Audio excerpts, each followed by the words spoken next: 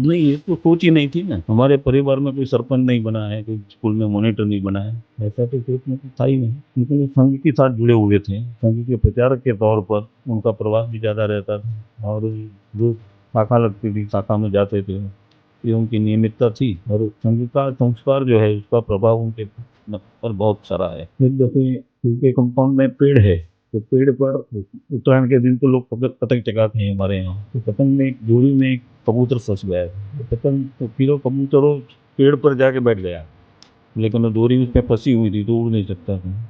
वो उसने देख लिया तो पेड़ पर चढ़ गया, कबूतर को छुड़ाया।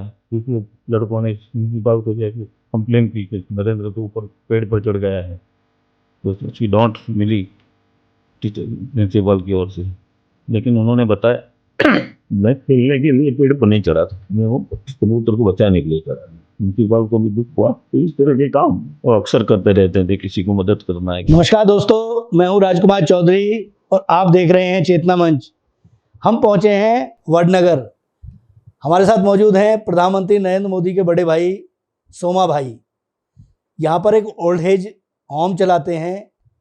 पूरे जनपद के तकरीबन 20 के आसपास लोग हैं जिनका जीविकोपार्जन यहाँ पे होता है और उस ट्रस्ट के जरिए उन लोगों को खुश रखने का प्रयास करते हैं और उसी में अपने आप को समाया हुआ है।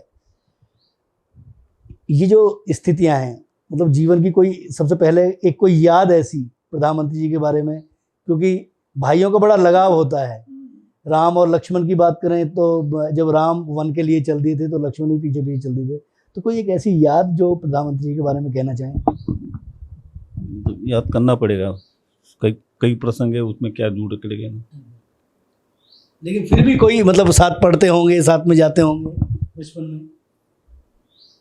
नहीं, साथ में पढ़ने का तो सवाल नहीं, मैं तो बड़ा हूँ, वो तो तीसरे नंबर पर है। तो हमारी उम्र में उनका 50 में जन्म है, मेरा 44 में है, 1944 के। हाँ, तो 6 साल में बड़ा हूँ। लेकिन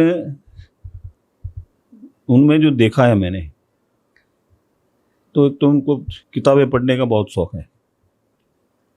जब भी फुर्सत मिलती थी तो पब्लिक लाइब्रेरी हमारे गांव में बहुत बड़ी थी, इसमें ढेर सारे पुस्तक भी थे, तो वहाँ जाके बैठते थे, पढ़ते थे।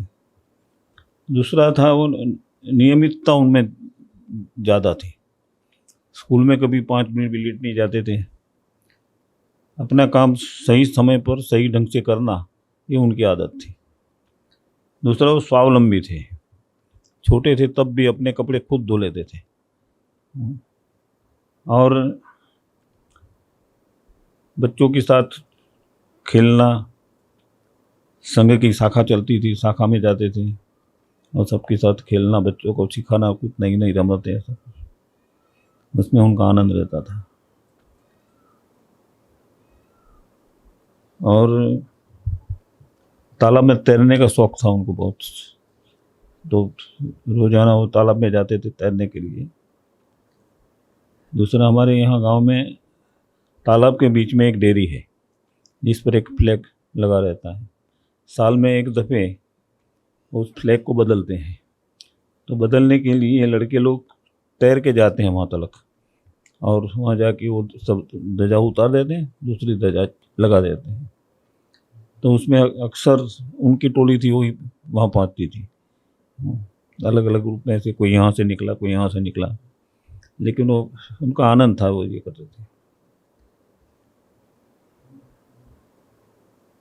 पढ़ाई में वो एवरेज थे, लेकिन उनके सब्जेक्ट जो थे, उस सब्जेक्ट में हिस्ट्री, साइंस, मैथमेटिक्स, इन सब विषयों पर उनकी ज़्यादा पकड़ रहती थी। स्कूल में भी कभी 2 मिनट लेट नहीं गए। स्कूल में कभी उनके टीचरों की ओर से कभी कोई कंप्लेन नहीं आई।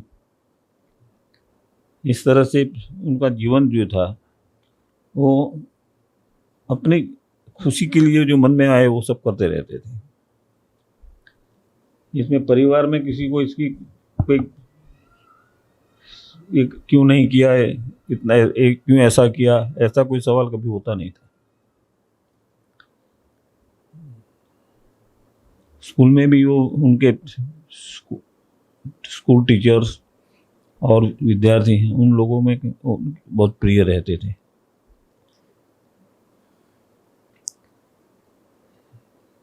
भारत और चाइना का युद्ध हुआ ना, तो उस टाइम पर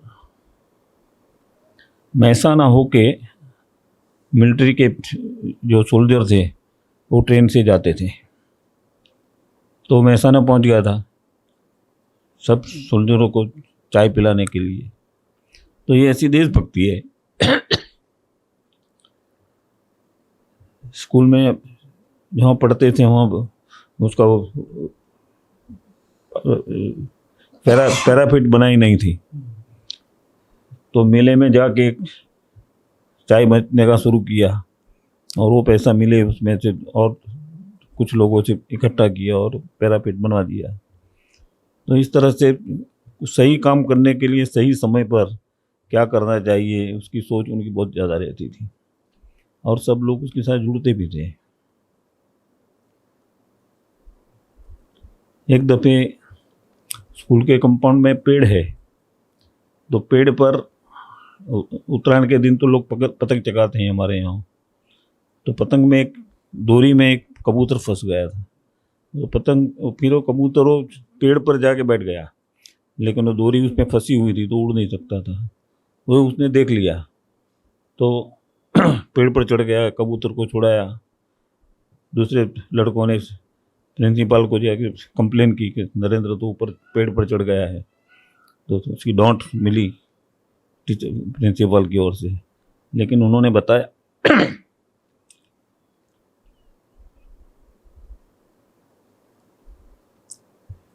मैं खेलने के लिए पेड़ पर नहीं चढ़ा था, मैं वो कबूतर को बचाने के लिए चढ़ा था। तो प्रिंसिपल को भी दुख हुआ। तो इस तरह के काम वो अक्सर करते रहते थे, किसी को मदद करना है, क्या करना है, जो अपनी ताकत के मुताबिक। देखिए, बेजुबानों के लिए भी भावना कितनी पवित्र थी कि अपने आप को, बहुत कम ऐसे लोग होते हैं कि जो इतनी बारीकी से समझ पाते हैं, लेकिन भाई का जो प्रेम होता है ना वो बहुत अलग होता है। स्वाभाविक तौर पर हम लोग बात कर रहे हैं चेतना मंच पे, हमें समय दिया आपने और समय आप दे रहे हैं। कोई एक ऐसी घटना, बहुत सारी आपने ऐसी बातें बता दी है कि वो उससे उनका व्यक्तित्व स्वाभाविक तौर पर चीज़ें चली जाती है। क्या आपने कभी सोचा था कि वो यहाँ तक पहुँचेंगे? नहीं, ये तो सोच ही नहीं थी ना। हमारे परिवार में कोई सरपंच नहीं बना है, कोई स्कूल में मॉनिटर नहीं बना है, तो ऐसा तो सोच में कुछ था ही नहीं। लेकिन वो संघ के साथ जुड़े हुए थे, संघ के प्रचारक के तौर पर उनका प्रवास भी ज़्यादा रहता था और रोज़ शाखा लगती थी, शाखा में जाते थे वो, ये उनकी नियमितता थी। और संघ का संस्कार जो है उसका प्रभाव उनके पर बहुत सारा है।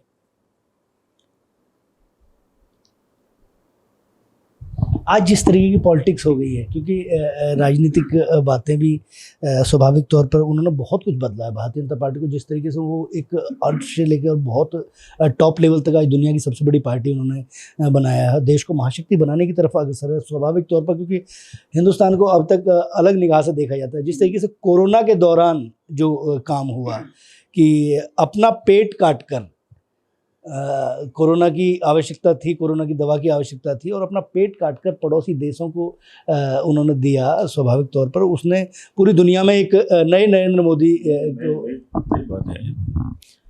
वैक्सीन पहुंचाया, मुफ्त में दिया, देश के लोगों को भी वैक्सीन दिया और ऑक्सीजन का प्रॉब्लम हुआ तो ताबड़तोड़ जो कुछ हो सका वो मैनेजमेंट किया और सभी लोगों को ऑक्सीजन पहुँचे उसकी व्यवस्था कर दी। उसके साथ उसके बाद में ऑक्सीजन प्रोडक्शन के लिए सोचा और कुछ एक दो जगह पर। कोरोना के दौरान यहाँ क्या स्थिति थी वडनगर में?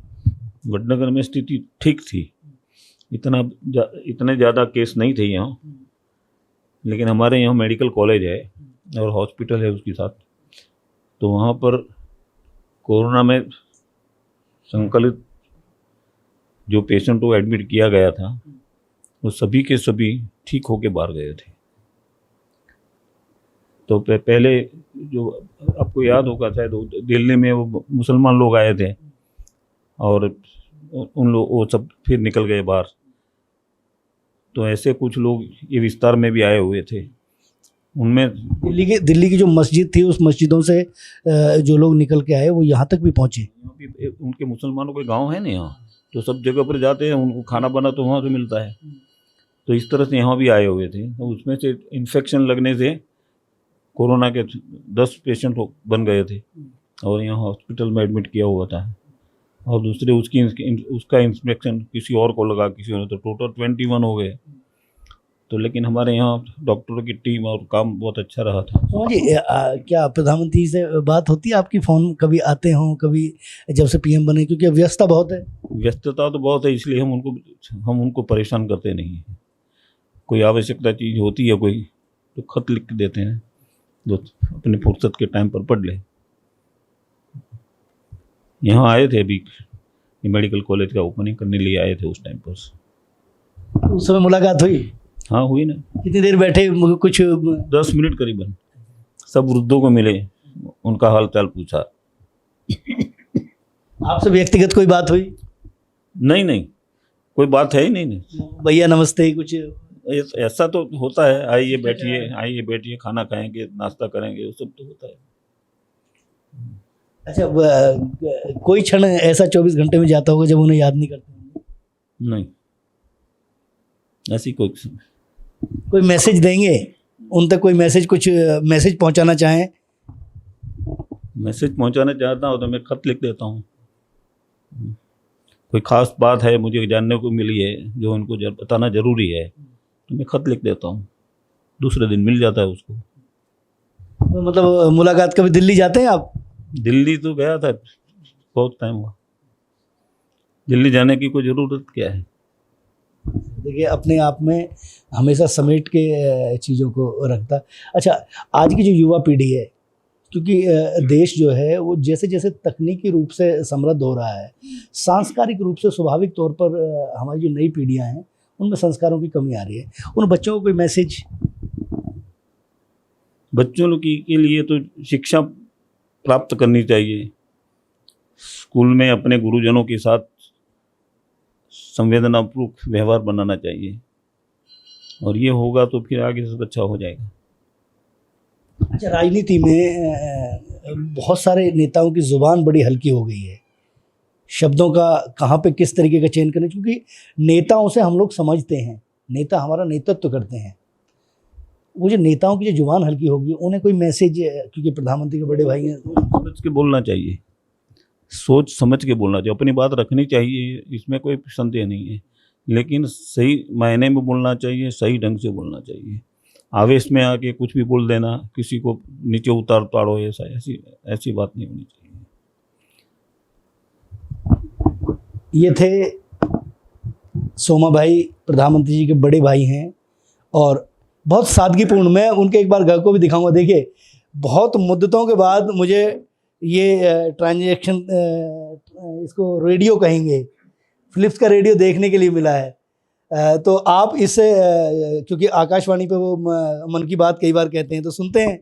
सुनता हूँ। अच्छा, मन की बात सुनता हूँ। सुबह में सबसे पहले न्यूज़ आते हैं 6 बजे, वो न्यूज़ सुनता हूँ। हाँ, इमरजेंसी डिक्लेयर हुई ना, उस रात नरेंद्र भी मेरे साथ थे।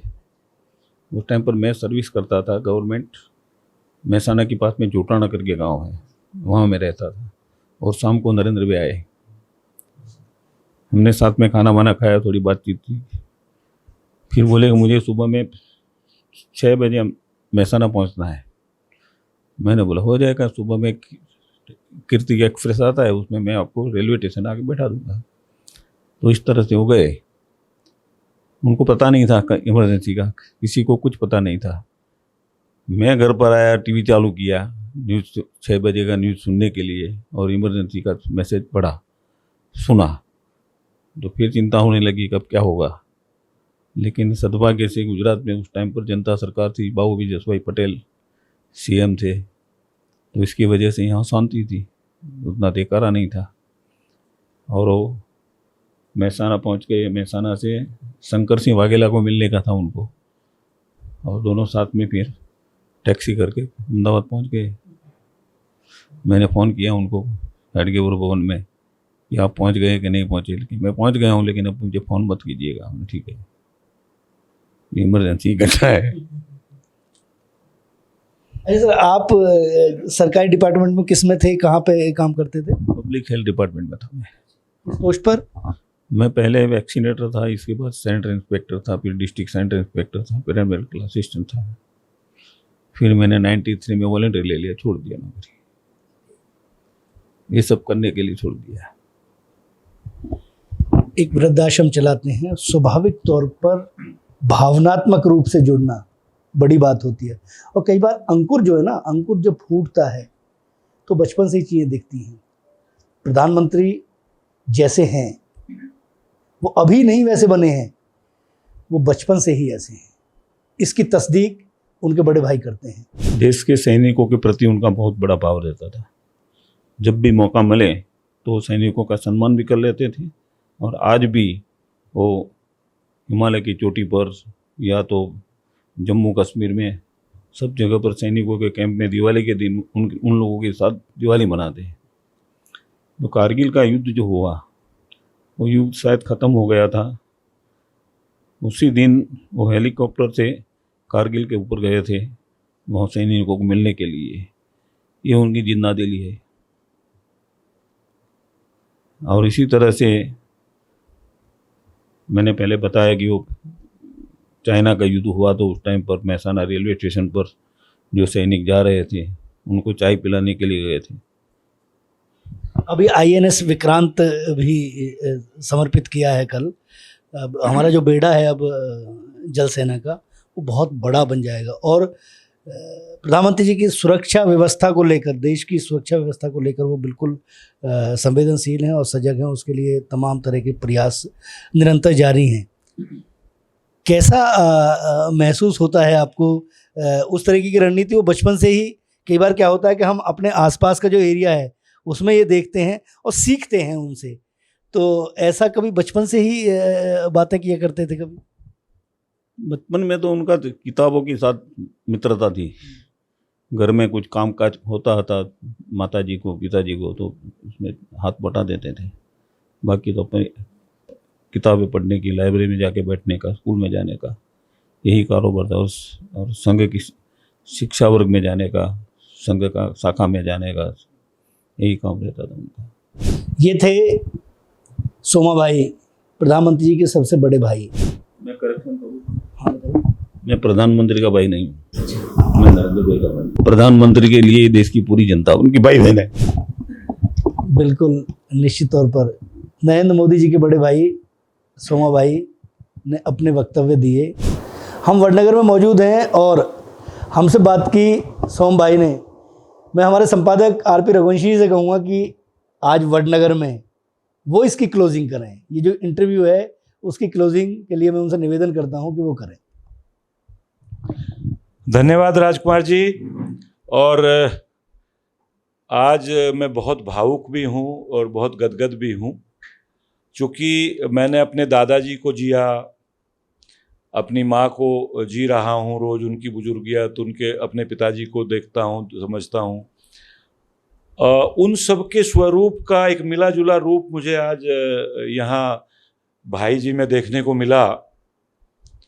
और बस मुझे केवल एक भाव ये आ रहा है, और बहुत मेरे दिल के करीब वो भाव है। मेरे देखने वाले सब उसको यदि ग्रहण करेंगे तो सबका भला होने वाला है।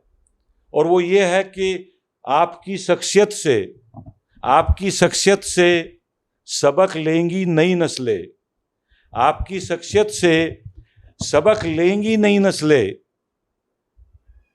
मंजिल तक वही पहुंचा है जो अपने पांव चलता है। मिटा देता है कोई नाम तलक खानदानों के।